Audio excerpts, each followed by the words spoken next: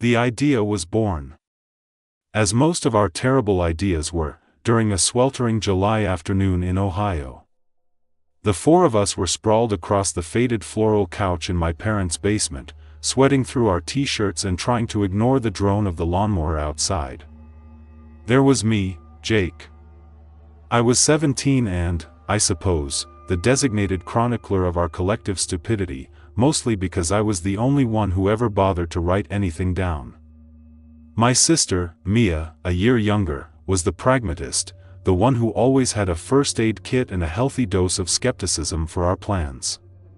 She was scrolling through her phone, her brow furrowed in concentration as if she could physically will the air conditioning to work harder. Then there was Ethan.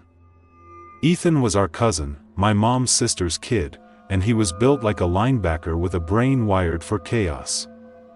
He was the one who usually instigated things, his energy a constant, thrumming presence in any room. He was currently trying to balance a spoon on his nose, his tongue sticking out in concentration. And finally, there was Lila. Lila was, well, she was Lila. Our other cousin, from my dad's side. She was a year younger than Mia, with wide, perpetually curious eyes and a collection of odd hobbies that ranged from collecting owl pellets to reading tarot cards. She claimed the humidity was smudging her aura, and was fanning herself dramatically with a worn paperback copy of some obscure gothic novel. "I'm so bored I could die," Ethan groaned, the spoon finally clattering to the floor. "Seriously. My soul is shriveling into a raisin. A boring, Ohio-shaped raisin." "Your soul was already a raisin," Mia muttered without looking up from her phone. "We should do something," Ethan pressed on, ignoring her. "Something epic. A real adventure." And that's when my phone buzzed. It was a group email from my dad. The subject line was simple, Valdiria. It contained a scanned letter from our grandmother, Elena. Her handwriting was a frail, spidery script, full of old-world loops and flourishes. It was an invitation. She wanted us, the four cousins, to come and spend the rest of the summer with her in Eldenheim. The letter mentioned that the house was big and empty now that our grandfather, Olin, had passed away last winter. She was lonely. She wanted the sound of family in the old halls again. She'd even pay for the tickets. Valdiria. The name itself felt like something out of a fairy tale.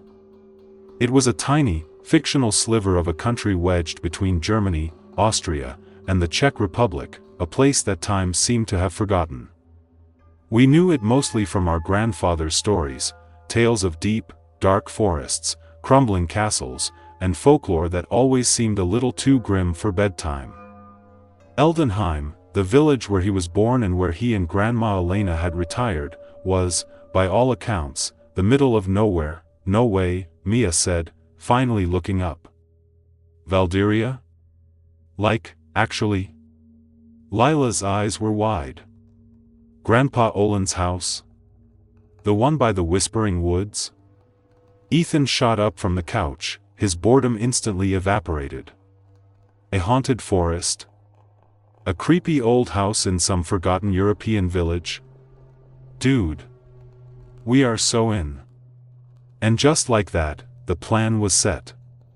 Our parents, after a series of surprisingly brief conference calls, agreed. They probably figured a summer of fresh, rustic European air would be better for us than the slow brain rot induced by American suburbia. They saw a cultural experience. We saw the perfect setting for a horror movie. We weren't entirely wrong.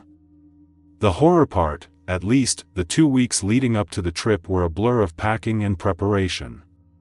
Ethan bought a ludicrously oversized survival knife, for the werewolves, he'd explained with a completely straight face. Lila packed 3 different decks of tarot cards, a bundle of sage, and a book on local Valdarian cryptids. Mia, ever practical, packed extra batteries, a water purifier, and pepper spray. I just packed clothes and a journal, figuring whatever happened, it would be worth writing about. The flight itself was the first sign that we were leaving our world behind. We didn't fly into a bustling hub like Frankfurt or Munich. Our destination was a place called Albrecht Airport, a name that sounded more like a character from a history book than a transportation facility. After a long-haul flight to Germany, we boarded a tiny propeller plane that looked like it had been recommissioned from World War II. The flight attendant gave us a single, weary smile and a hard candy before retreating to her jump seat for the entire 90-minute flight. We were the only Americans on board. The other passengers were mostly elderly, dressed in dark, simple clothing, their faces etched with the kind of stoicism that comes from living in a place where not much changes. Albrecht Airport was less of an airport and more of a single, long building with a windsock. A lone baggage carousel rattled and groaned as it delivered our bags. Outside, the air was different. It was clean and crisp, heavy with the scent of pine and damp earth, even on the tarmac. There was no bustling taxi stand, no shuttle buses. There was just a single, beat-up-looking sedan with a sign in the window that read Eldenheim.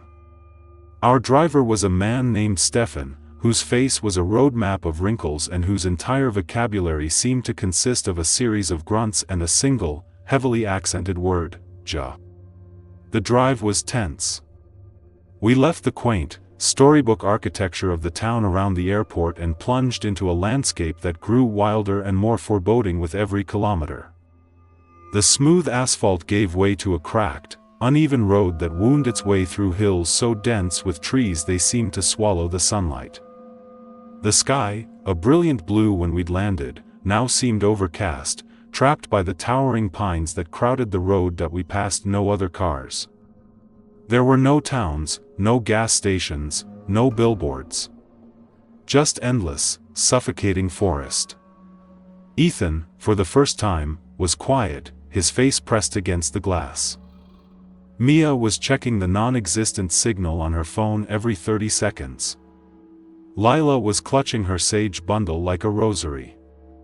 I could feel a low hum of anxiety in my chest, the kind you get when you realize you've gone too far, that turning back is no longer a simple option. We're in the sticks, for real, Ethan finally whispered, his voice hushed. It's beautiful, Lila breathed, though she didn't look convinced. She looked unnerved. The road narrowed further, becoming little more than a dirt track. And then, we saw it. Through a break in the trees, a cluster of rooftops appeared, huddled together in a small valley. A single plume of smoke rose into the gray air. This was Eldenheim. The village was exactly as Grandpa Olin had described, a jumble of timber-framed houses and stone cottages crowded around a central square with a crooked church spire. It felt ancient, secluded, a pocket of the world sealed off from time. Stefan grunted and pointed. Eldenheim. Ja. He didn't drive us into the center of the village. Instead, he took a fork in the road that led away from the cluster of houses, towards the edge of the valley. And that's when we saw our grandparents' house. It wasn't a cottage. It was a house built of dark, weathered stone, 2 stories high with a steep, gabled roof and narrow, dark windows that looked like suspicious eyes. It stood on a small rise, utterly alone. On one side, the dense, whispering forest pressed right up against the property line, its branches like skeletal fingers reaching for the stone walls. On the other side, the land sloped down to a wide, murky river that moved with a sluggish, almost oily slowness. A low stone wall, crumbling in places, separated the overgrown yard from the surrounding wilderness. The whole scene was ripped from the cover of one of Lila's Gothic novels. It was magnificent and deeply, deeply unsettling. As the car crunched to a halt on the gravel patch out front, the front door opened. Our grandmother, Elena, stood framed in the doorway. She was smaller than I remembered, her silver hair pulled back in a tight bun. She wore a simple black dress and an apron, and her face, though lined with age, broke into a wide, genuine smile when she saw us. My children, she said, her voice thick with a Valdarian accent. You are here. You are safe. The choice of words struck me as odd. Not, "I'm so happy to see you," or "welcome," but "you are safe." As if safety were a commodity, something that could be gained by crossing her threshold, that we tumbled out of the car, stretching our stiff limbs. The air here was even heavier, thick with the smell of wet soil, river mud, and something else, something faintly metallic and sweet, like old blood. A low, constant rustling sound came from the forest, a sound that wasn't just the wind in the leaves. It sounded like whispers, thousands of them, all talking at once. Grandma Elena hugged each of us tightly, her small frame surprisingly strong. Her hands were cold, even in the humid air. Come inside. You must be tired from your journey." "Stefan, thank you."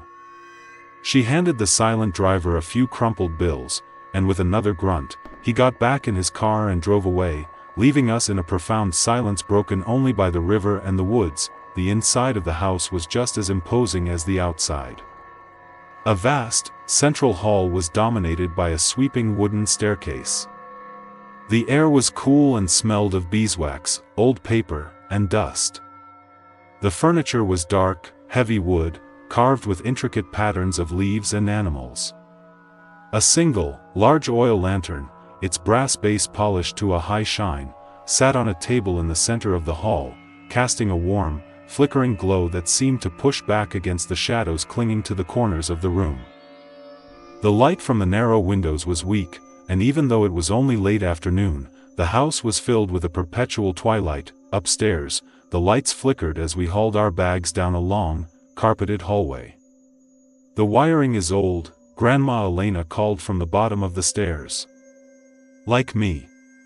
She chuckled, but the sound was thin, fragile.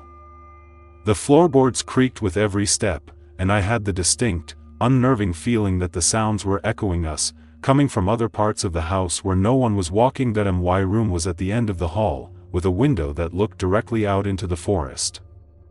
The trees were so close I felt like I could reach out and touch them. Mia's room was next to mine. Ethan and Lila took rooms on the other side of the hall, their windows facing the sluggish river. We spent the first few hours in a jet-lagged haze, unpacking and exploring our new, temporary home. The house was a labyrinth of small rooms and strange nooks. There were bookshelves filled with leather-bound volumes in German and a language I didn't recognize, their pages brittle and yellowed. The portraits on the walls were of stern-faced ancestors with pale eyes that seemed to follow you. The entire west wing of the house was closed off, the doors locked, the furniture covered in white sheets, as if that part of the house were in mourning. It was Lila who found the Bible. We'd convened in the living room, a cavernous space with a massive, cold fireplace that looked big enough to stand in. Lila was running her fingers along the spines of the books on a dusty shelf when she pulled one out. It was a huge, heavy Bible, bound in cracked black leather with a tarnished silver clasp. It felt ancient, sacred. "This must have been Grandpa Olin's," she said, her voice soft with reverence. She laid it on the heavy oak coffee table, and we all gathered around. The clasp was stiff, but with a grunt of effort, Ethan managed to pry it open. The book fell open to the middle, to the pages that separated the Old and New Testaments. This was where families recorded births, deaths, and marriages. We saw our parents' names, our own, all written in our grandmother's neat cursive. But tucked into the crease, there was another piece of paper, folded into a small, tight square. It was yellowed with age, the corners soft and frayed. It wasn't our grandmother's handwriting. This was different. It was shaky, erratic, written with a sense of desperate urgency. The ink was faded, a watery blue-gray. It was our grandfather's hand. Mia unfolded it carefully. We all leaned in closer. It wasn't a letter. It was a list. At the top of the page, a single, stark sentence was underlined twice: "For my grandchildren. For your survival," and then, "the rules."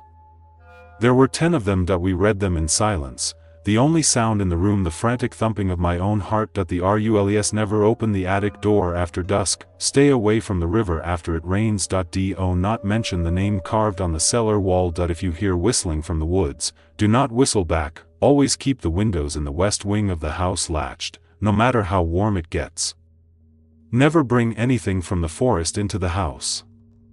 Not a flower, not a stone, not a fallen branch. If you see a face in the reflection of the river, look away immediately and return to the house. Do not answer the door if a knock comes in a set of 3. Leave a small plate of bread and salt on the front porch every night. Never, ever extinguish the lantern in the main hall. The silence that followed was heavy, suffocating. The strange noises of the house, the whispering of the woods, the eerie atmosphere, it all suddenly clicked into place, forming a picture that was terrifying in its clarity. This wasn't just a creepy old house. It was a place with a set of operational instructions, a manual for not dying. Ethan was the first to break the silence. He laughed, a short, sharp bark that sounded jarringly loud in the quiet room. "You've got to be kidding me. This is some kind of joke, right? Grandpa Olin was messing with us." "His handwriting," Mia said, her voice barely a whisper. "It looks scared." "He was old, Mia." "Old people get shaky hands," Ethan retorted, but his bravado was paper-thin. He wouldn't meet our eyes, instead staring at the list as if he could debunk it through sheer force of will. Lila was pale, her hand trembling as she pointed to the last rule. "The lantern in the hall. It's lit. Grandma she must follow these." The thought sent a fresh wave of ice through my veins. Our sweet, frail grandmother wasn't just living a quiet, lonely life here. She was performing nightly rituals. She was following a set of bizarre, terrifying rules passed down from her late husband. "Okay, this is officially creepy on a whole new level," I said, finally finding my voice. "What the hell is the name carved on the cellar wall? Why can't we go near the river after it rains? What happens if you whistle back at the woods?" "It's folklore," Mia insisted, though her voice lacked conviction. "Every old place has stories like this. Superstitions. Grandpa was just trying to preserve the local culture, maybe. Scare us a little." "Preserve the culture? Mia, this reads like a damn SCP file," Ethan shot back. He snatched the paper from her, reading it again. "A face in the river? Knocks in a set of 3? This is classic horror movie stuff. It's awesome, but it's just a story." We spent the next hour debating it, our voices hushed, casting nervous glances towards the door as if our grandmother might overhear us. Ethan, in his typical fashion, decided the only way to deal with it was to mock it. He started dramatically whistling, then stopped with a theatrical gasp. "Oh no! The woods are gonna get me." He tiptoed over to the locked door leading to the west wing and jiggled the handle. "Don't worry, guys, the window is latched." Lila was not amused. "Don't, Ethan. Please. It feels wrong." "What feels wrong is being scared of a piece of paper," he said. But he backed away from the door. Even he, in his blustering denial, felt it. A cold, heavy wrongness that had settled over the house. Grandma Elena called us for dinner soon after. The meal was a quiet, tense affair. She served a thick, hearty stew, but none of us had much of an appetite. We kept exchanging glances, the unspoken words hanging in the air between us. We wanted to ask her. We wanted to hold up the piece of paper and demand an explanation. But how could we? How do you ask your sweet old grandmother if the house is trying to kill you? She seemed to sense our unease. "The house makes many noises," she said, her eyes on her plate. "It is old. The woods are loud. The river is deep. You get used to it." It felt like a warning.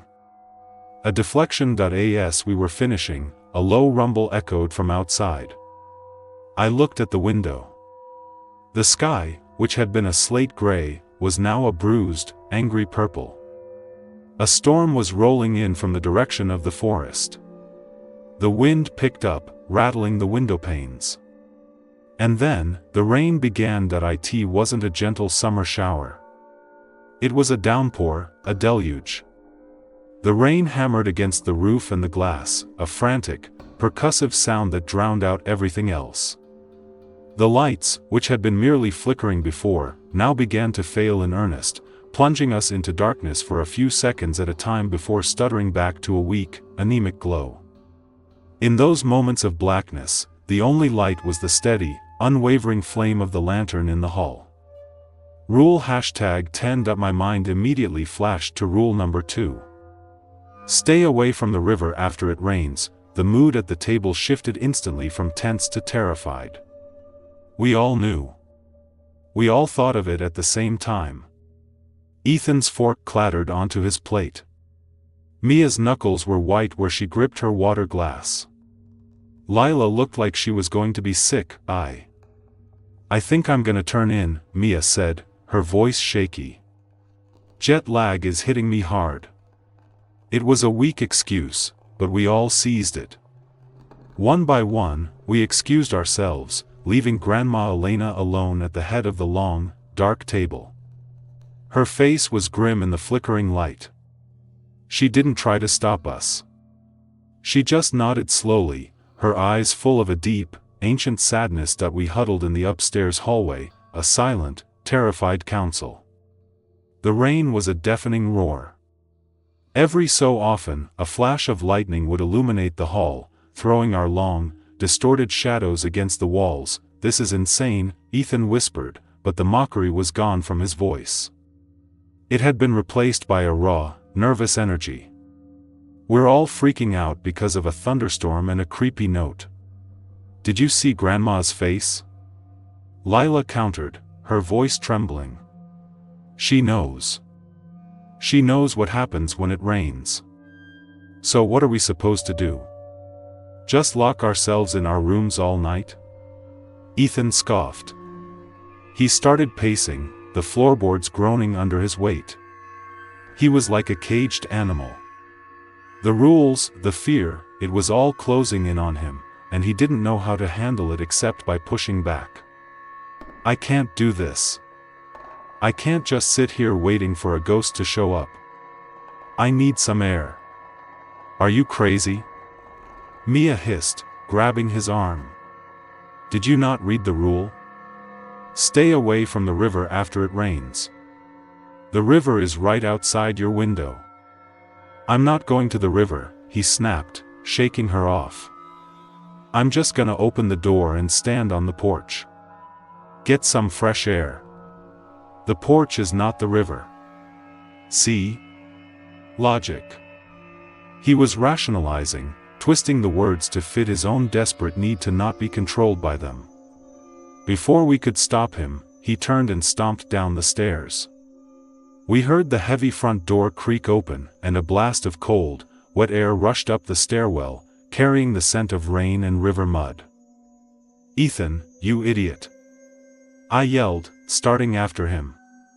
Mia was right behind me. Lila hung back at the top of the stairs, her face a mask of pure terror. By the time we got to the bottom, Ethan was already outside.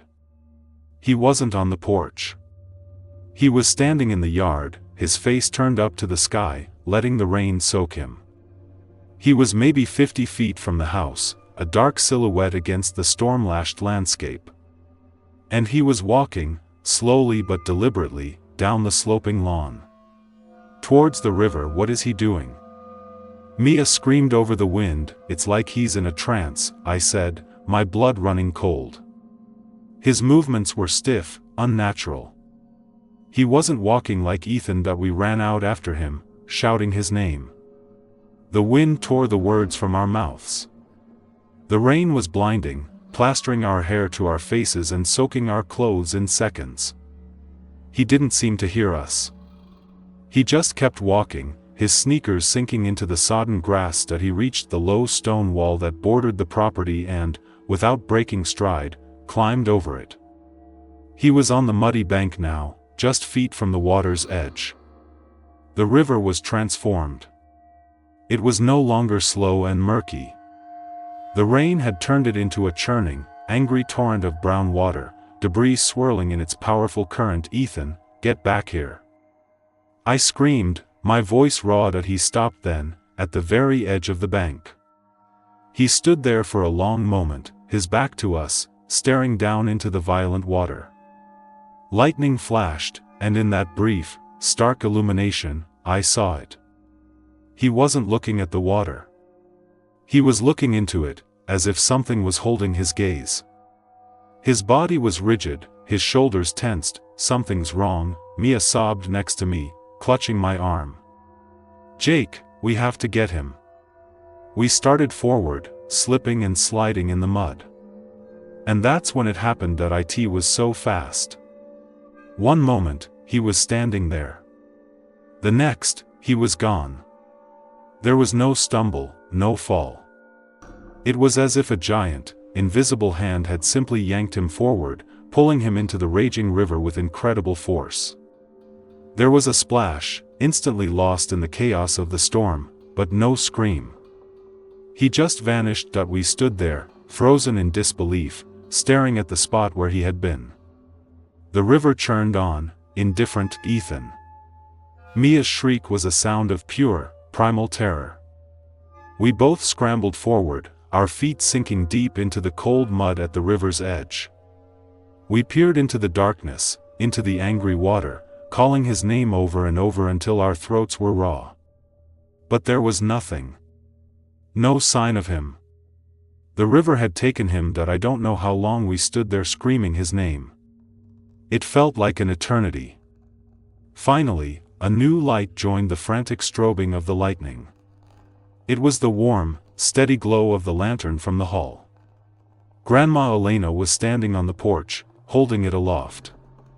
The wind whipped her black dress around her legs, but her hand was steady, the flame protected by its glass chimney. She wasn't looking at us. She was staring at the river with an expression of profound, weary resignation. As if she had seen this all before, defeated and trembling with a cold that had nothing to do with the rain, Mia and I stumbled back towards the house. And that's when I saw them, sitting perfectly side by side on the muddy bank, right where Ethan had been standing before he was pulled in, were his shoes. His sneakers. They were soaked, caked in mud, but otherwise untouched. As if he had been lifted right out of them. I pointed, my hand shaking uncontrollably.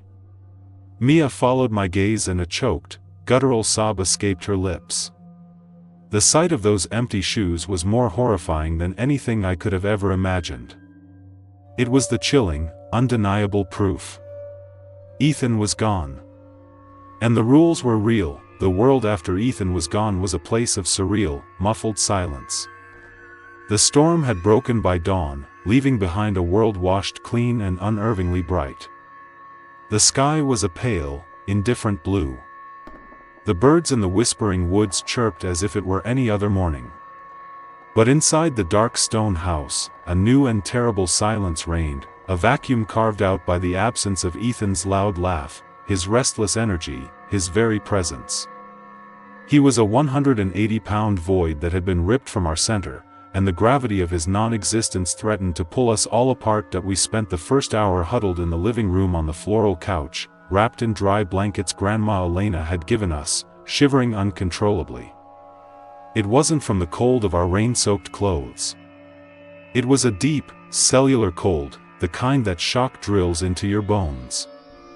Mia was curled into a tight ball, her face buried in a cushion, her shoulders shaking with silent sobs.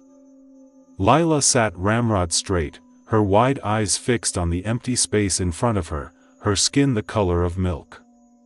I was clutching the piece of paper with Grandpa Olin's rules so tightly my knuckles were white, reading them over and over again as if a different combination of words might appear, a loophole that would bring him back. Rule number 2.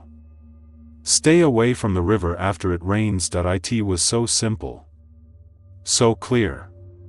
And we had watched him break it.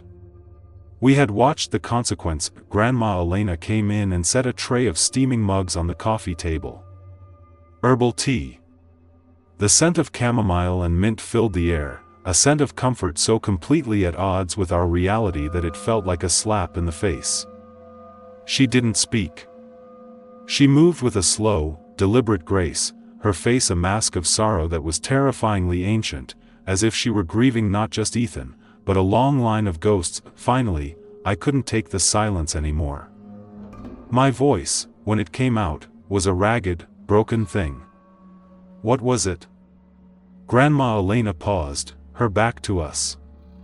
She straightened a crooked portrait on the wall, a stern-faced ancestor whose eyes seemed to accuse us. "There is no it," she said softly, her accent thick. "There is only the river. And the river is hungry." Hungry? Mia's voice was sharp, laced with hysteria, as she finally looked up. Hungry? A river isn't hungry. Something pulled him in, Grandma. We saw it. Something took him. Yes, she said, turning to face us. There were no tears in her eyes, only a profound, bottomless exhaustion. The drowned watcher. It is what the old ones called it. It is the spirit of the river, of the land. It presides. The drowned watcher. Hearing the name gave the horror a shape. It wasn't a random, invisible force. It was a thing. A being. An entity with a title and these rules. I held up the crumpled paper. These are for it? To keep it away? Not away, she corrected gently. To keep it, appeased. They are not a shield, Jacob. They are a treaty. A very old, very fragile treaty. Your grandfather, he understood it. He was born here.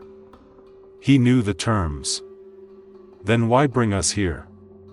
I exploded, shooting to my feet. The grief was turning to rage, a hot, useless anger that needed a target. Why would you invite us to a place like this if you knew? You let him die. The accusation hung in the air, ugly and venomous. Lila flinched. Mia stared at me, her eyes wide. Grandma Elena's face didn't change, but a deep hurt flickered in her gaze. Your grandfather died in the winter, she said, her voice heavy. The treaty, it is weaker without a man of his bloodline living on this land. I thought. I hoped that having his blood here again, his grandchildren, would strengthen the wards. I thought it would make things safer. Her voice broke on the last word. I was wrong. I was arrogant. And my foolish hope has cost you, has cost us all, everything. She sank into a worn armchair, her small frame seeming to collapse in on itself, and for the first time, I saw her not as a mystical gatekeeper of secrets, but as a terrified old woman who had just watched her grandson be devoured by the ancient thing that lived outside her door. My anger dissolved, replaced by a fresh wave of cold, desolate dread. We weren't here to be safe. We were here as a sacrifice. Or worse, as a bargaining chip in a game whose rules we didn't understand. The most difficult part of that day, of any day of my life, was the phone call. We couldn't tell them the truth. How could we? Hi, Aunt Carol, yeah, it's Jake. Listen, Ethan's dead. An ancient river spirit pulled him into the water because it was raining. No, I'm not on drugs. Grandma Elena coached us through the lie. It was rehearsed, cold, and brutal in its simplicity. Ethan couldn't sleep because of the jet lag.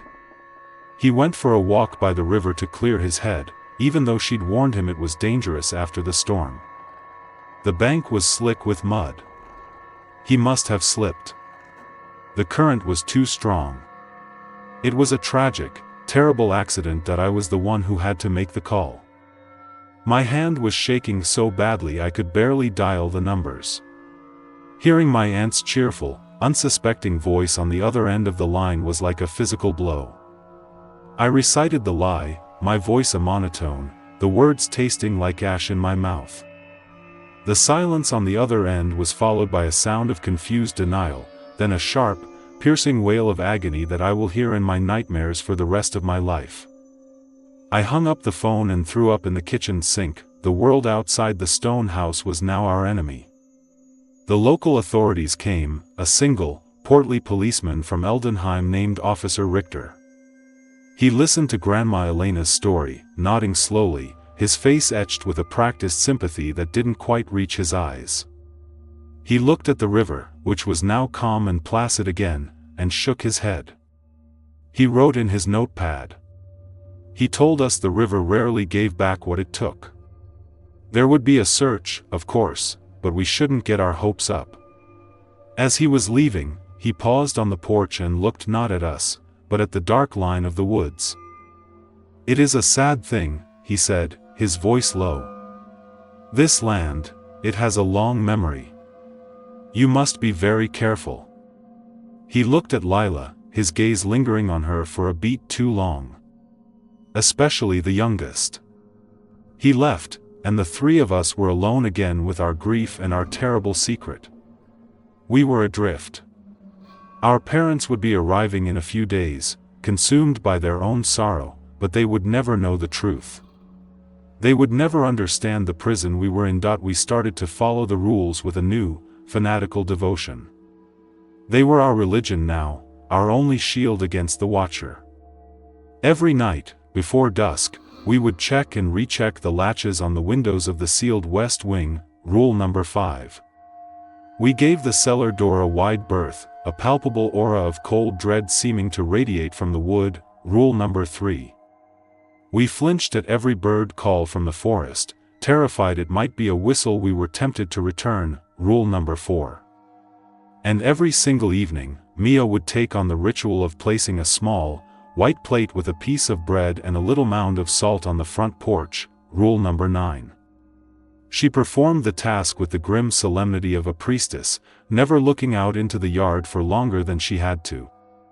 The lantern in the hall, rule number 10, became the heart of the house, its steady flame a comfort and a constant, terrifying reminder of the darkness it held at bay, but the house itself seemed to be turning against us. A deep, persistent cold began to settle in the rooms, a damp chill that had nothing to do with the weather. We wore sweaters and thick socks indoors, our breath puffing in faint clouds in the upstairs hallway.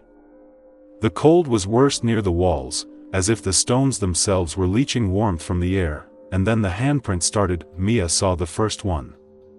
It was on the inside of her bedroom window, a small, perfectly formed handprint in a reddish-brown color, like dried clay. It was the size of a child's hand. She tried to wipe it away, but it was on the outside of the glass, 2 stories up. We stared at it, horrified.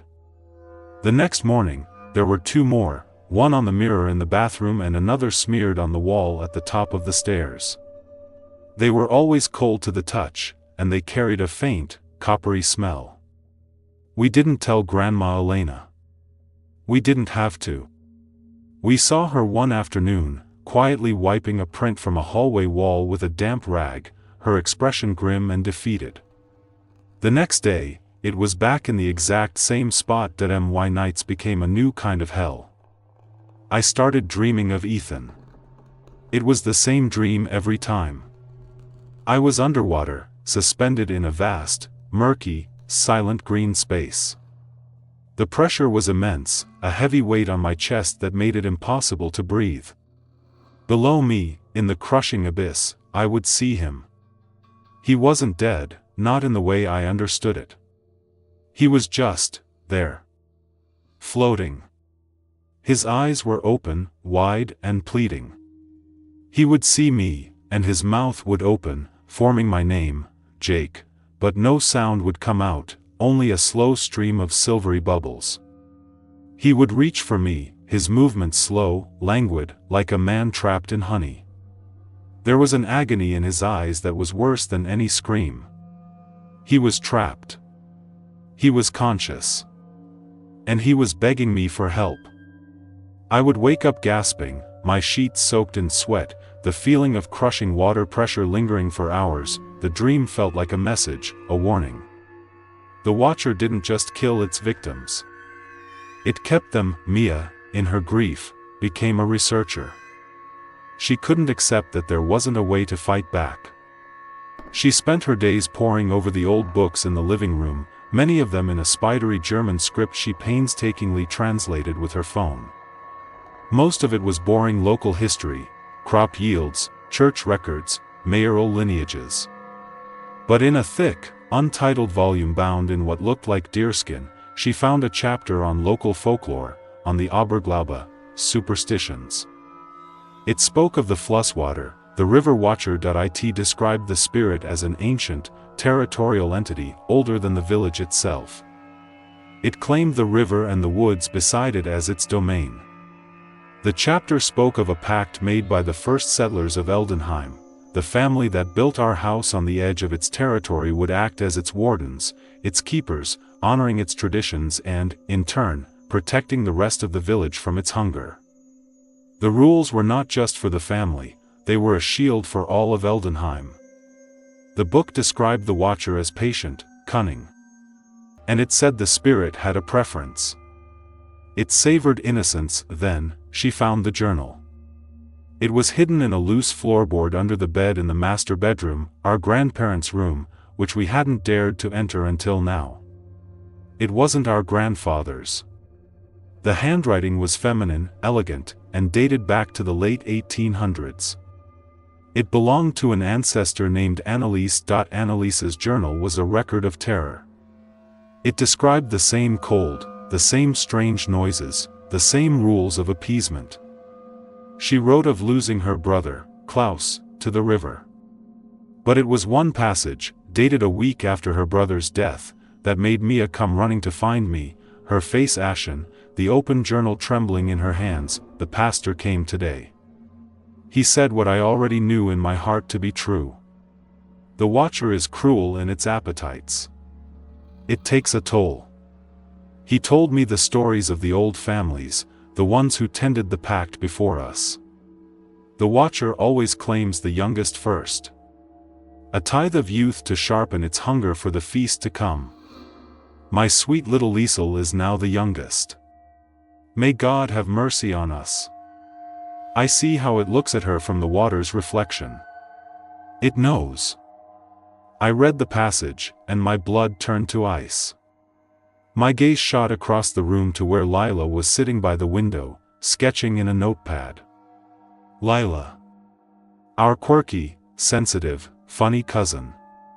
She was a year younger than Mia. She was the youngest.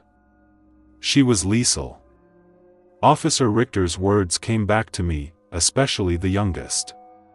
He knew. The whole village knew. The knowledge changed everything. Our vague, pervasive fear now had a sharp, terrifying focal point. Lila. We became her shadows, her bodyguards. We insisted she sleep in Mia's room. We never let her walk down the hall alone. If she went to the bathroom, I would stand outside the door. She thought we were just being overprotective because of what happened to Ethan, and the constant surveillance was clearly starting to fray her nerves, but we couldn't tell her the truth. We couldn't tell her she was marked. The weight of it all was crushing us. About a week after Ethan's disappearance, we were sitting in the living room, trying to force a moment of normalcy. The silence was getting too loud, too full of ghosts. Let's play a game, Mia suggested, her voice unnaturally bright. Anything. I spy. 20 questions. That's lame, I muttered, but I knew what she was doing. She was trying to build a fortress of normalcy around Lila. Lila looked up, her eyes dull with exhaustion and fear. Okay, she whispered. That we tried. We really did. We played a half-hearted game of I Spy that ended when I spied something red and creepy, and both Mia and Lila immediately knew I meant one of the handprints on the wall. The mood soured again. Okay, new game, I said, desperately trying to salvage the moment. Let's just talk. Tell a story. A round-robin story. I'll start. Make it a funny one, Lila pleaded quietly. Okay. Once upon a time, there were three very, very cool American teenagers who were trapped in a boring castle. I began that we passed the story back and forth. It was nonsensical, stupid, about a dragon who breathed glitter and a knight who was afraid of spiders. For a few minutes, it almost worked. A tiny, fragile smile even touched Lila's lips. We were so focused on our dumb story, so desperate for the distraction, that we let our guard down. It was my turn. The knight, Sir Reginald, knew he couldn't fight the dragon alone. He had to go to the castle's secret armory to get the legendary sword of. I trailed off, trying to think of a funny name, the Sword of Casper.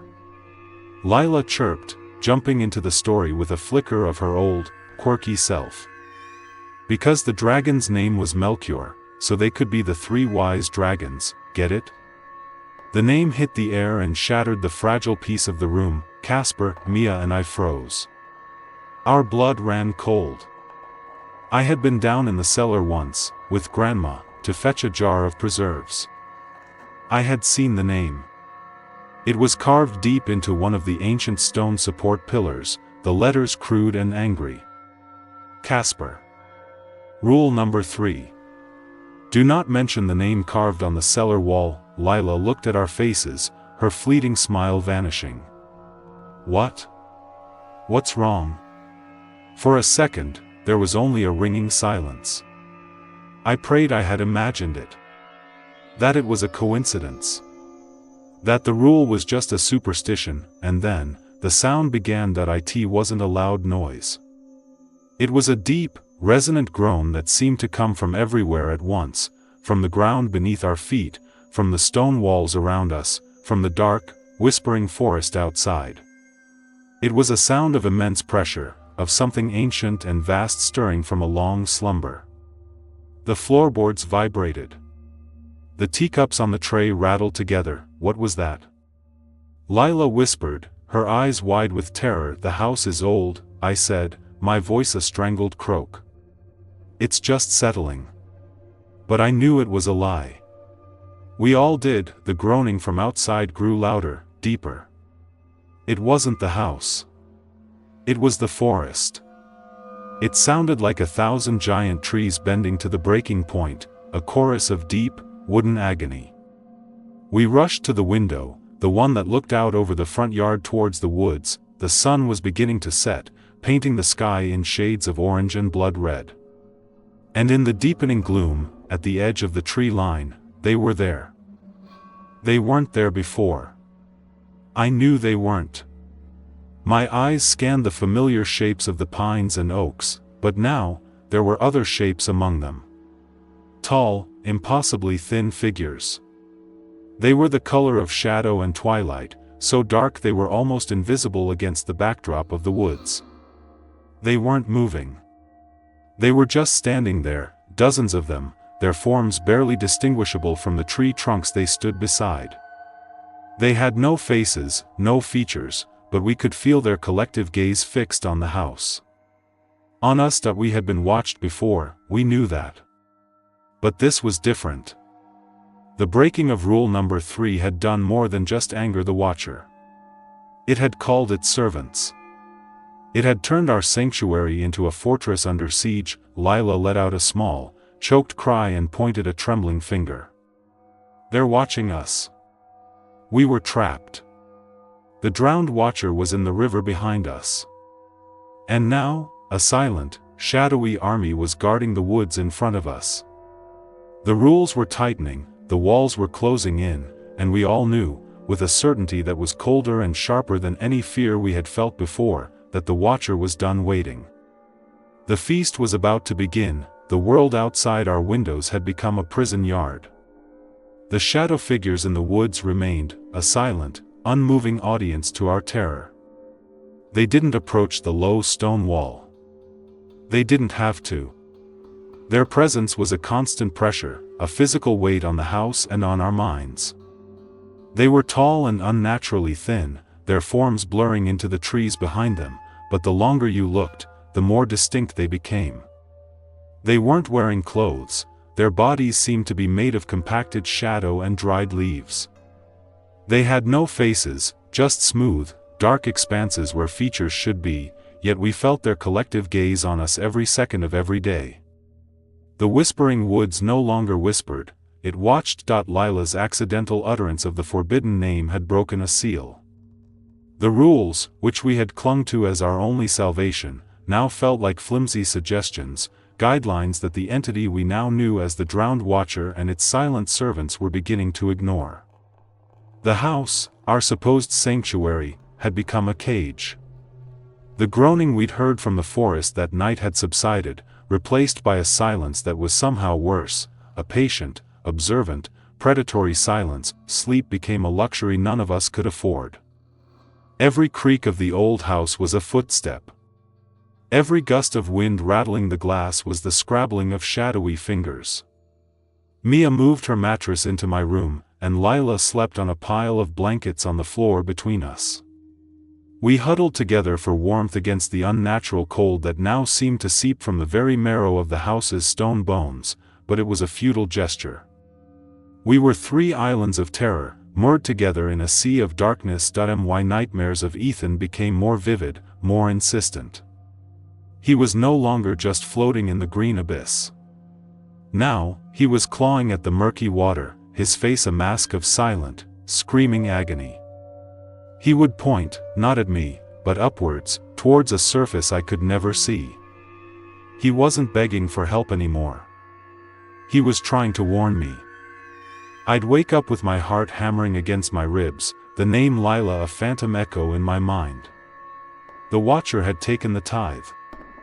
Now it waited for the feast. The red handprints were multiplying. They appeared now in clusters, bloody bouquets blooming on the wallpaper. Some were small, like the first ones, but others were larger, long-fingered and skeletal. One morning, we found a trail of them leading from the bottom of the main staircase directly to the door of the room where we slept. As if something had crept up the stairs in the night and stood outside our door, listening. It was about 3 days after the Shadow Men appeared that rule number 1 was broken for us. We were huddled in the living room, trying to eat some toast and jam that Grandma Elena had left for us. She had become a ghost in her own home, a silent automaton performing the rituals of survival. She refilled the lantern, left out the bread and salt, but she barely spoke to us. Her eyes were hollowed-out things, full of a grief so profound it had burned past tears. She knew we were doomed. She was just waiting for the end. A sound from the top of the stairs sliced through the quiet gloom. Creak. It was a slow, protesting groan of old wood, a sound we heard 100 times a day. But this one was different. It was deliberate. It came from the end of the upstairs hall. From the attic door. We froze, toast halfway to our mouths. Our eyes met in a shared moment of pure, undiluted terror. Rule number 1. Never open the attic door after dusk. It was mid-morning, so the rule, technically, didn't apply. But we all knew that was a lie. The rules were failing. The entity was rewriting the terms of the treaty. Did you hear that?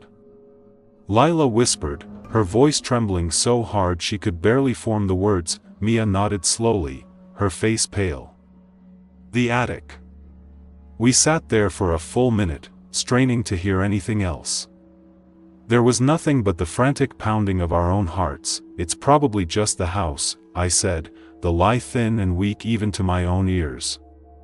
The wood warping from the cold.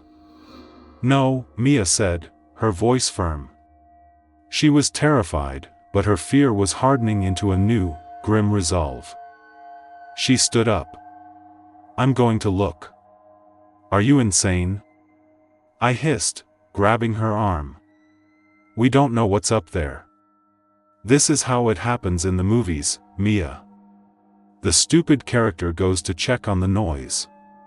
This isn't a movie, Jake, she shot back, yanking her arm free. And we are not stupid characters. We are the only characters left. Hiding down here, waiting for the handprints to cover every wall, is not a plan. It's a slow death. I need to know. She was right. Hiding felt safe, but it wasn't. It was passive. It was waiting for the axe to fall. With a heavy, sinking feeling in my gut, I knew I couldn't let her go alone. Leaving Lila by herself was out of the question. With a shared look of grim resignation, the three of us started for the stairs. Every step on the creaking wooden staircase felt like a step towards our own graves.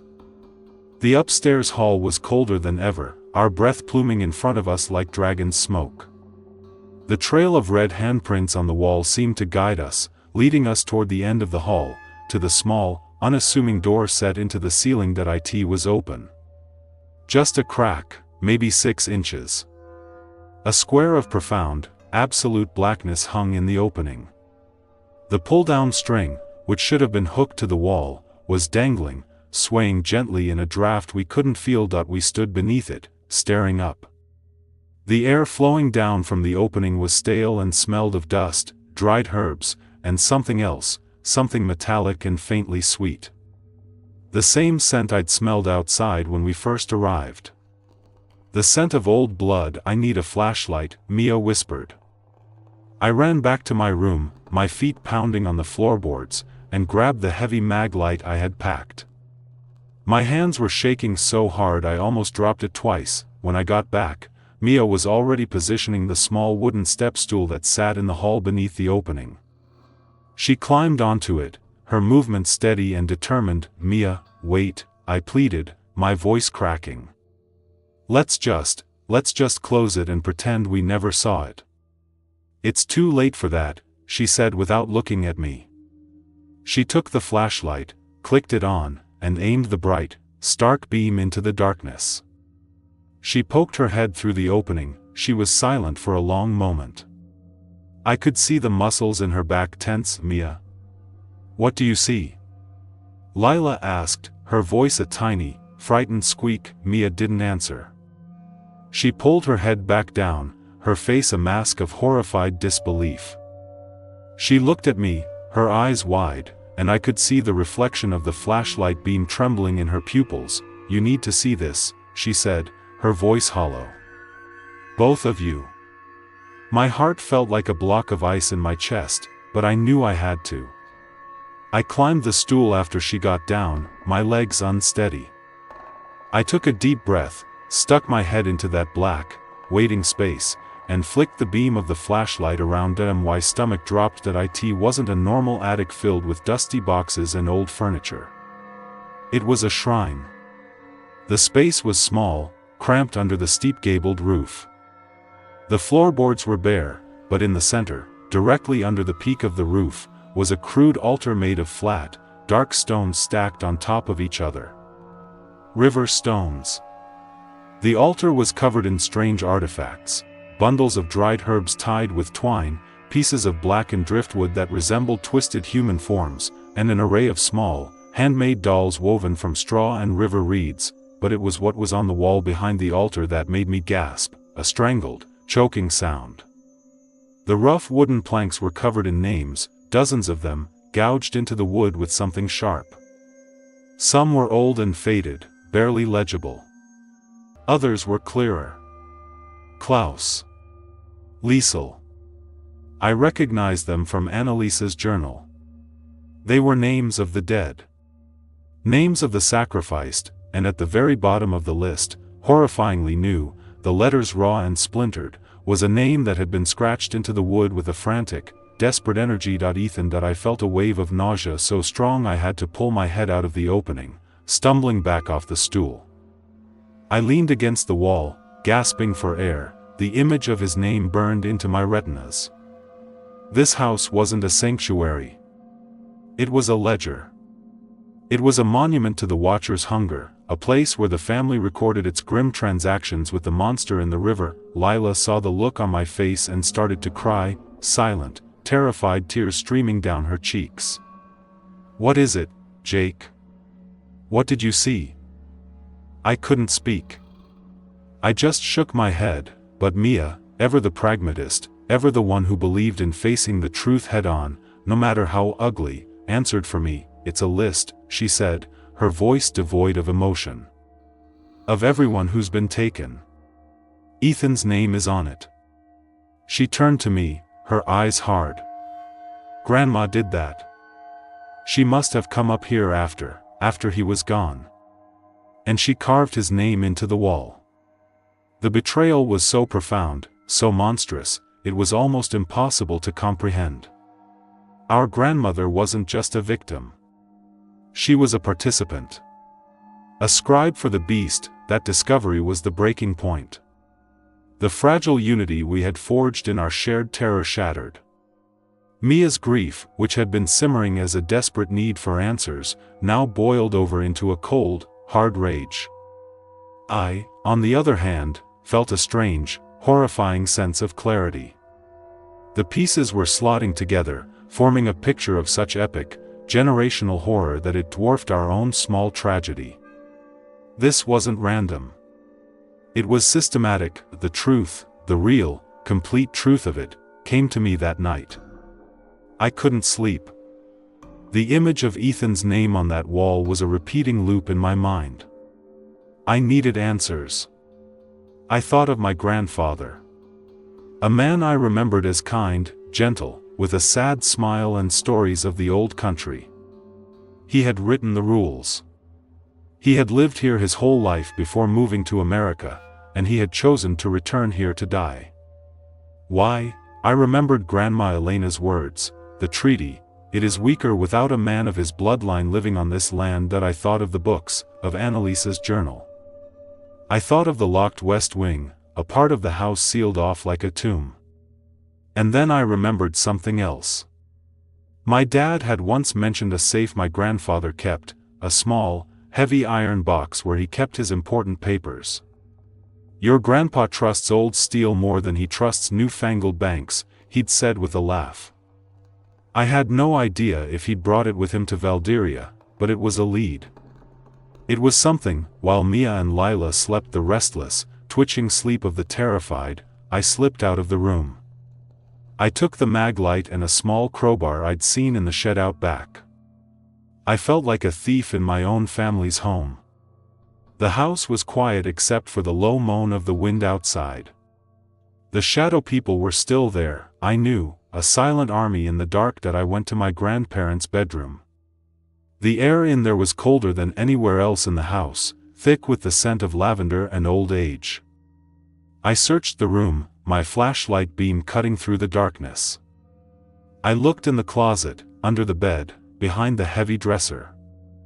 I found it in the bottom of a large wooden wardrobe, tucked under a pile of neatly folded, moth-eaten blankets. A small, black iron box. It was heavy, and it was locked. That I carried it back to my room, my heart pounding with a mixture of fear and anticipation. I didn't want to wake the girls. I took the box into the adjoining bathroom, closed the door, and stuffed a towel against the crack at the bottom. I set the box on the floor and went to work with the crowbar. The old metal groaned and protested, but after 10 minutes of frantic, sweaty effort, the lock gave way with a loud crack. That I lifted the heavy lid. Inside, there was no money, no property deeds. There was just a single, thick, leather-bound journal. It was my grandfather's. His name, Olin, was embossed on the cover in faded gold leaf. His handwriting, the same shaky script from the list of rules, filled the pages. But this was not a list of instructions. It was a confession. That I sat on the cold tile floor of the bathroom, the flashlight beam propped up against the sink, and I began to read. For hours, I read the story of my grandfather's life, and the story of the curse he had been born into. The journal began when he was a young man, just before he left for America. He wrote of the pact. It was far worse than I could have imagined. It hadn't been a treaty for protection.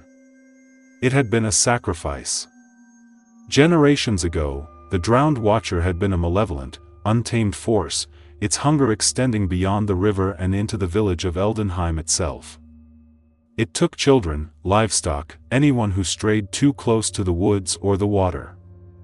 The village was dying. So the first of our ancestors to build this house, a man named Matthias, had made a terrible bargain. He consecrated his own family to the Watcher. In exchange for the Watcher confining its hunger to the river and leaving the rest of the village in peace, Matthias offered it a tithe from his own bloodline. One child, from each generation, would be given to the river. His family would act as the wardens, the keepers of the pact, living on the cursed land, honoring the Watcher, and paying the blood price for the safety of Eldenheim. My grandfather wrote of his own older sister, Katja, who was taken by the river when he was just a boy. He described it in chilling, heartbreaking detail. He had watched from an upstairs window as she was pulled into the water while skipping stones. His parents had held him back, weeping, telling him there was nothing they could do. It was the price. It was always the price that he had fled to America to escape it, to try and start a new life free from the shadow of the Watcher. He fell in love with my grandmother. He had children, my dad and my aunt. But the curse followed him. He wrote of nightmares, of a constant feeling of being watched, of a coldness that seeped into his life even thousands of miles away. The Watcher knew he had broken the pact. The journal described a series of accidents and misfortunes that befell the family in America, things he was convinced were the Watcher's long reach, and then, when my father and aunt were grown and had children of their own, us, he knew he couldn't run anymore. The pact was calling for its next payment. The safety of the entire village of Eldenheim rested on his shoulders. So he made a terrible choice. He and Grandma Elena, who loved him enough to follow him back into his own personal hell, returned to Valdiria, to the house by the river. He came back to offer himself, to die on the cursed land, hoping his own death would be enough to appease the Watcher for one more generation, but it wasn't. His death had only weakened the pact. The Watcher was owed a child. And he had known it. The final entries in the journal were terrifying. Elena tells me not to worry. But I see the way the river looks at the photographs of my grandchildren. It is choosing. I have failed. I have led my own lambs to the slaughter. I write these rules not to save them, but in the vain hope that it might delay the inevitable. The Watcher is patient, but its patience has an end. It will have its due. The youngest is always the sweetest. May God forgive me for the sin of my blood. I closed the journal, my body trembling with a cold, horrifying understanding. Ethan hadn't died because he broke a rule. He had died because he was chosen. And now Lila, the youngest, was next. This wasn't a haunting we could survive. It was a debt that had to be paid. The next morning, I told Mia everything. I sat her down and made her read the final pages of our grandfather's journal. I watched her face as the horrifying truth dawned on her. I expected tears. I expected fear. I got rage. She threw the journal across the room, its pages fluttering as it hit the wall with a loud thud. No, she said, her voice low and venomous. Absolutely not.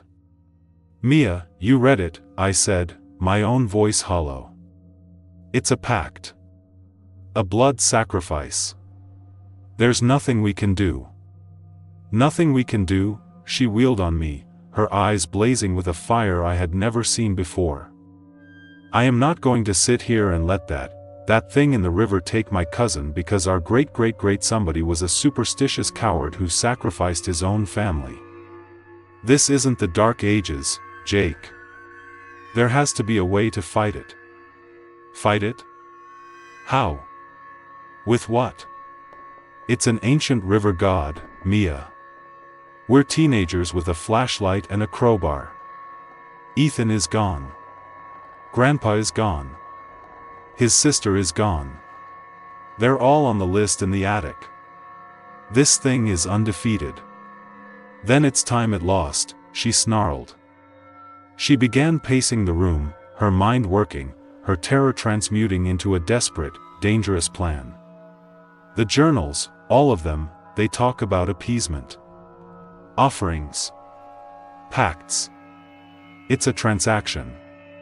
That means it can be negotiated with. It wants a sacrifice? Fine. We'll offer it something else. We'll confront it. That's suicide. I yelled, jumping to my feet. Its only rule is to stay away from the river, and you want to go right to it? It'll kill us all. It's going to kill Lila anyway, she screamed back, her voice cracking with desperation. And then who's next, Jake? Me? Then you? Hiding here and waiting is suicide. It's just slower. At least this way, we do something. We face it. We try. We argued for hours. It was the worst fight of our lives, filled with grief and fear and ugly accusations. I accused her of trying to get us all killed. She accused me of being a coward, of giving up. Lila huddled on the bed, listening to us, her face a pale, tear-streaked mask of misery. In the end, Mia won. Not because her plan was good, but because mine was non-existent. My plan was to wait for Lila to be horrifically killed, and then wait for our own turn. Faced with that, even a suicidal charge seemed better than a passive execution. Mia's plan was born of folklore and desperation. Annalisa's journal had mentioned that the Watcher coveted things with strong emotional ties, that it fed on memory and life force. Her idea was that we would go to the riverbank at midnight, the time when the veil between worlds was said to be thinnest. We would bring offerings, not bread and salt, but things that meant the world to us. I would offer our grandfather's journal, the record of his pain. She would offer our mother's locket, the one she wore every day. And Lila. Lila would offer the only thing she had left of Ethan, a worn-out baseball cap of his that she'd swiped as a joke before the trip and had been sleeping with ever since. We would offer these things, this condensed love and grief, as a substitute for her life. We would try to renegotiate the pact. It was insane. It was a child's plan, a fairy tale solution to a cosmic horror problem. But it was the only plan we had. That night, the house was quieter than ever. The shadow people in the woods seemed to press closer, their forms darker against the moonlit trees. We waited for the clock in the main hall to strike 12, each tick a hammer blow against my heart. At the first chime of midnight, we gathered our pathetic offerings and, with Mia leading the way, we opened the front door and stepped out into the cold, oppressive night. The walk to the river was the longest of my life. The air was unnaturally still and cold. The silent, faceless figures in the woods watched us pass, a guard of honor for the condemned. Lila was trembling between us, clutching Ethan's hat to her chest. Mia strode forward, her face set like stone. I felt a profound, soul-crushing certainty that we were walking to our deaths. We climbed over the low stone wall and stood on the muddy bank where Ethan had been taken. The river was like black glass under the moonlight, its surface perfectly still. The silence was absolute. Do it, Mia whispered, her voice tight. We laid our offerings on a large, flat rock at the water's edge. My grandfather's journal. My mother's locket. Ethan's worn baseball cap. We've come to bargain, Mia said, her voice ringing out in the silence, surprisingly loud and clear. We know who you are. We know about the pact. But the pact is broken. We will not give you any more of our family. For a long moment, nothing happened. The river remained still. The woods remained silent. A flicker of insane hope ignited in my chest. Maybe it wasn't there. Maybe it was ignoring us, and then, the water began to move. It didn't ripple. It bulged. A spot in the center of the river, directly in front of us, began to rise, swelling upwards like a black, oily blister. The water level of the entire river began to climb, silently and unnaturally, creeping up the muddy bank towards our feet. The air temperature plummeted, and a foul, stagnant stench of rot and decay filled our nostrils. Lila whimpered and grabbed my arm, her nails digging into my skin, "Take the offerings." Mia yelled, her voice trembling but defiant. "Take them and leave us alone." The swelling in the water grew larger, the surface stretching taut. And then, with a sound like wet leather tearing, it broke. A hand emerged from the black water. It was not a human hand. It was skeletal, made of a substance that looked like blackened, waterlogged bone, draped in rotting green-black weeds. It was impossibly long, the fingers thin and ending in jagged, broken nails. It reached not for the offerings on the rock, but for the shore. It ignored the journal, the locket, the hat. It had not come to bargain. With a speed that defied nature, the hand shot out of the water, crossing the space between the river and the bank in an instant. It lunged past Mia. It lunged past me. It grabbed Lila by the ankle. Her scream was a sound I will hear for eternity. It was a high, thin shriek of pure, unadulterated terror and pain. The hand's grip was absolute. It yanked her off her feet, dragging her through the mud towards the river's edge. "No!" Mia and I screamed in unison. We both lunged for her, grabbing her arms, trying to pull her back. But it was like trying to fight the earth itself. The strength of the thing that held her was immense, ancient, and implacable. Lila's eyes were locked on mine, wide with a horror that was beyond comprehension. "Jake!" she screamed, her hand slipping from my grasp as the mud gave us no purchase. We saw her dragged over the bank and into the black, rising water. Her head went under, then came up again, sputtering. She flailed, her arms reaching for us. "Help me!" But then she was yanked down again, violently, and this time, she didn't resurface. The water where she had been churned for a moment, and then grew still. The unnatural swelling in the river receded. The water level dropped back to normal. She was gone, the skeletal hand was gone. The foul stench was gone. Everything was quiet again. The river was a mirror of black glass. On the rock at the edge of the water, our three pathetic offerings sat, untouched, mocking us under the cold, indifferent moonlight. Mia and I stood on the bank, our hands empty, our bodies splattered with mud. We stared at the spot where our cousin had been, at the silent, placid water that had swallowed her whole. The breaking point had come and gone. We had confronted the monster, and we had lost. Utterly.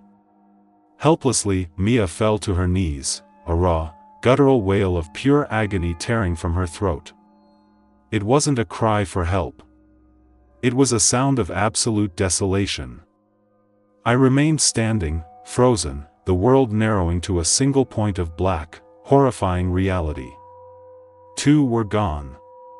Two remained. My sister's screams and my own silent, paralyzed horror were the only sounds to break the terrible peace of the riverbank, our anguish a meaningless offering to the drowned watcher, which had, once again, collected its debt. There is a silence that follows a scream. It is a hollow, ringing thing, a space defined by the horror that preceded it. After Lila was gone, after Mia's raw, animal wails of grief had shredded her vocal cords into a choked rasp, that silence descended upon the house by the river. It was a silence made of mud, water, and bone.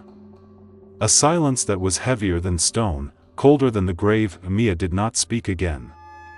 In the hours after we stumbled back into the house, leaving the mocking offerings on the riverbank, something inside her had shattered. She retreated into a place where my voice couldn't reach her, her eyes vacant, staring at a wall, a spot on the floor, some middle distance where, I suspect, she was forced to watch Lila's final, terrifying moments on a perpetual loop. She was a statue carved from grief. Our grandmother, Elena, found her like that, sitting on the living room floor. She looked at Mia, then at me, and her own weary expression of resignation finally crumbled. A single, crystalline tear traced a path through the deep lines on her cheek. She simply nodded, as if to say, "And so it has come to pass," before she turned and retreated to her room, closing the door, leaving me alone with the ghost of my sister. I was the only one left. The chronicler. The observer. The one who had watched both his cousins die. But something had changed in me on that riverbank.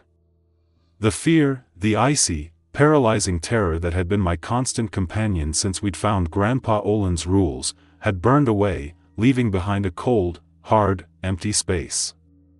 And into that space, a new feeling was beginning to grow. Rage. A black, silent, all-consuming rage. The Watcher had taken Ethan's life as a tithe. It had taken Lila's as a payment. It had taken me as soul as interest. The debt was paid. I was not going to wait to be collected. I was going to be the reckoning that my grief became my fuel. My terror became my focus. I left Mia wrapped in a blanket, her unseeing eyes fixed on nothing, and I went to the living room. I gathered the sources. My grandfather's confessional journal. Annalisa's brittle, terrified diary. The original, crumpled list of rules. I spread them out on the heavy oak coffee table under the unwavering, eternal glow of the hall lantern, the only rule that had never been broken. I was no longer looking for a way to survive. I was looking for a weapon that I worked for 2 days. I barely ate or slept. I was a machine fueled by caffeine from our grandmother's pantry and a white-hot fury. I cross-referenced the journals, looking for inconsistencies, for anything my grandfather might have hidden, a final secret for a descendant desperate enough to find it. And I found it. It was in rule #3. On Grandpa Olin's list. The rule was simple, a stark command: do not mention the name carved on the cellar wall, but in Annalisa's journal, where she described the litany of whispered rules her family lived by, the phrasing was subtly, crucially different. She had written, "We are forbidden from speaking the cellar name aloud, for it is his true name, and to speak it without the proper right would be to call him in his full rage, untethered from the water's edge." Without the proper right, the words leaped off the page. The implication was staggering. There was a proper right. My grandfather had simplified the rule, turned it into an absolute prohibition because the alternative was too dangerous, too unthinkable. But the possibility existed. To speak the name in the right way wasn't a mistake. It was a weapon. A way to unmake the master. My heart hammered in my chest, a frantic, hopeful rhythm in the silent house. The name was Casper. We knew that. Lila, in her innocence, had proven the first part of Annalisa's warning true. Speaking it had called the Watcher's servants, had brought its rage to our doorstep. Now I needed to find the second part. The right. My mind immediately went to the attic. The shrine. The place where the family recorded its sacrifices. If there was a hidden right, a secret weapon left behind by generations of grieving, broken wardens, it would be there. The thought of going back into that dusty, blood-soaked space filled me with a primal dread. But my rage was stronger. I grabbed the mag light.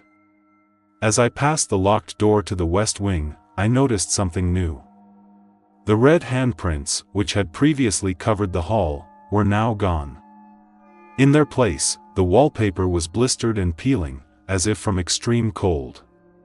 The house was changing. It knew its time was short.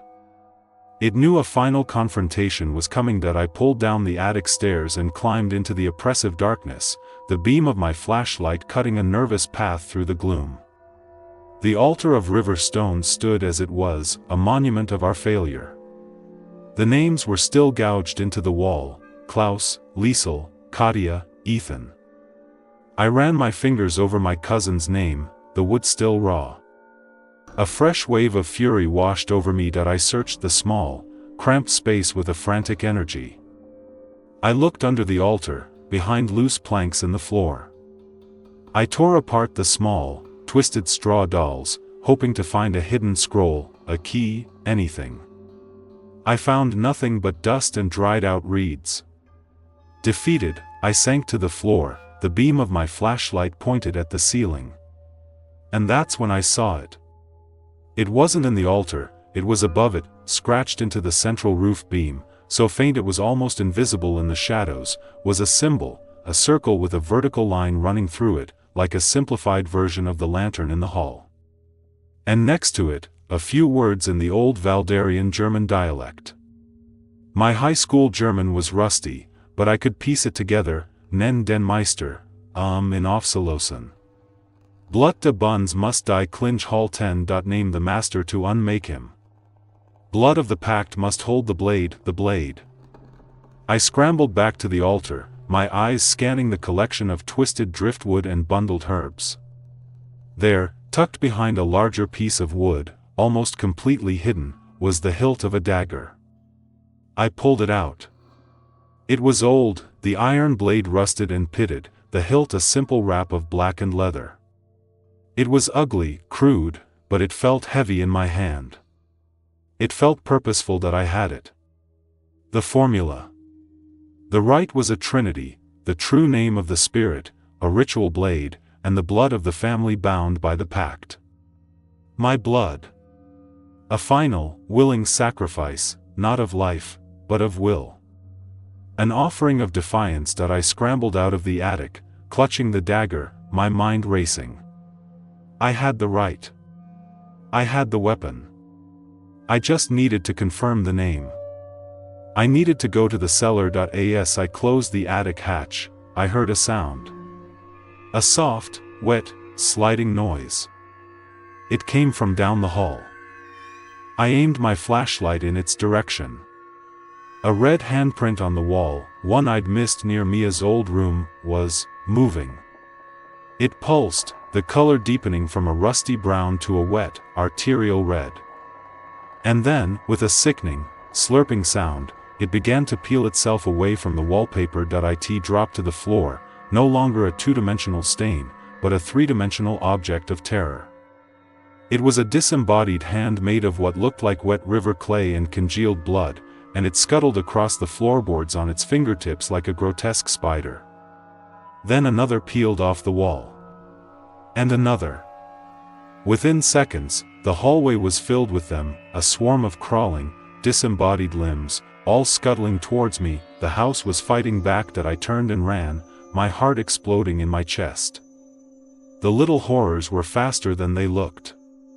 I vaulted down the main staircase, taking the steps 3 at a time, the dagger clutched tightly in my hand. I could hear them behind me, a wet, scrabbling, clicking sound that would haunt me forever. They swarmed down the stairs in a red tide of horror. My destination was the cellar door, just off the kitchen. I sprinted through the main hall, past the eternally burning lantern, and burst into the kitchen, fumbling with the old iron latch on the cellar door. I could hear the hand things swarming into the hall, their clicking growing louder. The latch gave way and I threw the door open, plunging into the darkness below and pulling the heavy wooden door shut behind me just as the first of the hands reached it. I heard them thudding against the other side of the wood, the wet, slapping sound of their palms, the frantic scratching of their clay-caked fingernails. I was trapped in the cellar. The air was frigid, heavy with the smell of damp earth, mildew, and aging wine. I clicked on my mag light, the beam cutting a small, lonely circle in a vast, subterranean darkness. The cellar was huge, far larger than I'd expected, a labyrinth of stone archways and crumbling brick walls. Wine racks, most of them empty and covered in cobwebs, lined the walls. My goal was the central support pillar. I moved deeper into the darkness, my flashlight beam bouncing nervously from one shadowy corner to the next. The scratching on the other side of the door had stopped. A new sound had replaced it. A low whisper, coming from all around me. It was the same sound I'd heard from the woods, but now it was here, in the foundation of the house. The house itself was whispering. I found the pillar in the center of the largest chamber. It was a massive column of rough-hewn stone, stretching from the packed earth floor to the heavy wooden beams of the ceiling. And there, just as I remembered, was the name. Casper. The letters were carved deep, filled with a black, tar-like substance. Below it, almost invisible against the dark stone, was the same symbol I'd seen in the attic, the circle with the vertical line. This was it. The source. The linchpin of the curse. As I stood there, catching my breath, a cold draft seemed to emanate from the pillar itself. The whispering grew louder, coalescing into a single, sibilant voice that seemed to speak directly inside my head. Warden, it was the Watcher. It was speaking to me through the house. You cannot unmake what is eternal. You are of the pact. Your blood is mine. Your life is forfeit. Join the others. Join your family. Images flooded my mind. Ethan, his eyes wide with pleading in the green abyss.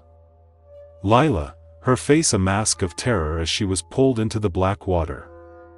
I saw them, felt their fear, their despair. The Watcher was trying to break me, to drown me in my own grief. Get out of my head, I snarled, my voice echoing in the vast, dark space. I raised the rusty dagger. My hand was shaking, but my resolve was like iron. Blood of the pact must hold the blade. I looked at the symbol carved below the name. This was it. The final act of preparation. I took a deep, shuddering breath and sliced the blade across the palm of my left hand. The pain was sharp, electric, but it was grounding. It was real. Blood, dark and shockingly red in the flashlight beam, welled up from the cut. I pressed my bleeding palm against the symbol on the stone pillar. The moment my blood touched the stone, the cellar convulsed. A deep, groaning sound came from the pillar itself, and a wave of psychic energy, of pure, concentrated malice, erupted from it, throwing me back onto the floor. The flashlight flew from my grasp, its beam spinning wildly before settling on a far wall. The cellar was plunged into a terrifying twilight. The whispers stopped. The presence in my head vanished. I had severed the Watcher's connection to the house. I had blinded it. I staggered to my feet, my hand throbbing, the dagger still clutched in my fist. The hand creatures were gone from the other side of the door. I was free. It was time. Time for the reckoning. I didn't go out the front door. I went out the back, through the kitchen. I didn't want to see Mia. I couldn't bear the thought of her vacant eyes. I couldn't bear the thought of failing and leaving her truly, finally alone. The night air was cold and still. The shadow people were gone from the woods. My severing of the connection had banished them. The world was quiet. Too quiet. I walked down the sloping lawn, my bloody hand leaving dark prints on the cool, damp grass. I climbed over the low stone wall and stood on the muddy bank, the site of my family's destruction. The river was a sheet of black glass, reflecting a sliver of moon and a spray of cold, distant stars. I stood at the water's edge, the rusty dagger in my right hand, my bleeding left palm held open. I took a breath. I had no idea what would happen. But I knew this was the only way. I held my bleeding hand over the water. Casper, I said, my voice low but clear. A single drop of my blood fell from my palm and hit the surface of the river. It didn't ripple. The drop just vanished. I know your name, I said, louder now, my voice filled with all the rage and grief I had been holding back. I took a step into the freezing water. I am the blood of the pact. And I have come to end you. I raised the dagger. Casper. The river exploded, the black, glassy surface erupted upwards, as if a depth charge had gone off in its core. The water churned, turning into a black, violent maelstrom. A towering pillar of water, mud, and river debris surged into the air in front of me, reaching a height of 20-30 feet. It began to coalesce, to take a form. The drowned Watcher, in its full, untethered rage, was a sight of cosmic horror. It was a towering, vaguely humanoid figure, its body a constantly churning vortex of black water and river muck. Its head was a featureless swirl, but 2 points of cold, hateful, blue light burned within it like dying stars. And at its core, held together by the swirling current of its body, was a cage of bone. Skeletons, human and animal, were woven into its very being. I saw the small, delicate frame of a child, Liesel, or maybe Annaliese's brother Klaus. I saw the larger, stronger bones of a grown man. And then, horrifyingly, I saw them. A newer, stronger set of bones, a teenage boy's frame, and a smaller, more slender skeleton, tangled together. Ethan and Lila. My cousins were a part of its body, their remains fueling its power. The Watcher raised an arm made of swirling water and lashed out. It wasn't trying to grab me. It was trying to obliterate me. A torrent of water shot towards me like a fire hose. I dove to the side, tumbling onto the muddy bank as the blast of water hit the spot where I was standing with the force of a car crash that I scrambled back to my feet, my body soaked and freezing, my heart hammering. The two blue lights, its eyes, fixed on me. The psychic voice slammed into my mind again, no longer a whisper, but a deafening roar of pure hatred. You are mine. The pact is eternal. Your blood will feed the river. It lunged forward, its massive form surging onto the bank, water and mud pouring from it. I stood my ground, my feet sinking into the mud. My rage was a shield. My grief was a sword. I held the rusty dagger up, its point aimed at the churning vortex of its chest. Your name is Casper. I screamed, my voice raw. And we are not your keepers anymore. I charged forward, right at the towering monstrosity, right at the skeletal remains of my family. The Watcher's form opened up, a watery maw filled with swirling bones, ready to consume me. I name you, Casper. I yelled, pouring every ounce of my pain, my loss, my fury into that one word.